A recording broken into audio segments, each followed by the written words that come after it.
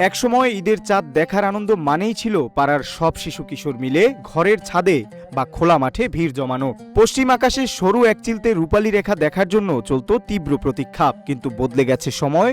এখন খালি চোখের সেই অনিশ্চয়তা দূর করতে যোগ হয়েছে অত্যাধুনিক প্রযুক্তি।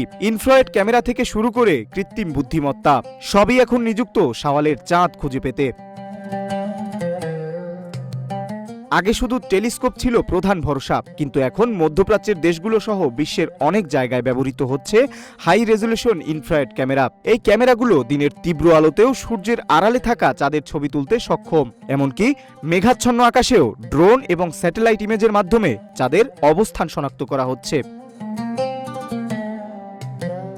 সম্প্রতি ঈদের চাঁদ দেখা নিয়ে এক চাঞ্চল্যকর তথ্য প্রকাশ করেছে ইন্টারন্যাশনাল অ্যাস্ট্রোনমি সেন্টার। 18 মার্চ স্থানীয় সময় দুপুর 1টায় সংযুক্ত আরব আমিরাতের আবুধাবিতে পবিত্র মাহে রমজান মাসের চাঁদের শেষের এই বাঁকা চাঁদটি ক্যামেরাবন্দি করেছে বলে জানিয়েছেন খতম অ্যাস্ট্রোনমিক্যাল অবজারভেটরি। প্রকাশিত তথ্যে বলা হয়, ছবি তোলার সময় সূর্য থেকে চাঁদের দূরত্ব ছিল 9.2 ডিগ্রি এবং চাঁদের বয়স ছিল -15 ঘন্টা 23 মিনিট, যা জ্যোতির্বৈজ্ঞানিক হিসাব অনুযায়ী গুরুত্বপূর্ণ একটি পর্যবেক্ষণ।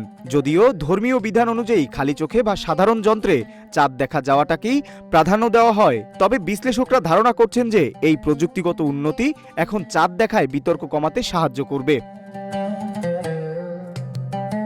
প্রযুক্তির জয় জয়কার থাকলেও চূড়ান্ত সিদ্ধান্তের জন্য এখনও শরিয়া মোতাবেক খালি চোখে দেখার সাক্ষ্যকে প্রাধান্য দেওয়া হয়। বিশেষজ্ঞের মতে বিজ্ঞান আমাদের নির্ভুল তথ্য দেয়, কিন্তু ধর্মীয় উৎসবের ক্ষেত্রে ঐতিহ্যের একটা আলাদা গুরুত্ব আছে। প্রযুক্তি এখানে সহায়ক হিসেবে কাজ করে, প্রতিপক্ষ হিসেবে নয়।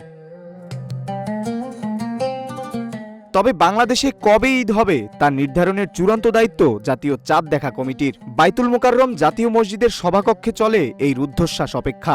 দেশের 64 জেলা থেকে আসা তথ্যের উপর ভিত্তি করে ধর্ম প্রতিমন্ত্রী বা সচিব ঘোষণা করেন শাওয়াল মাসের চাঁদ দেখা যাওয়ার খবর।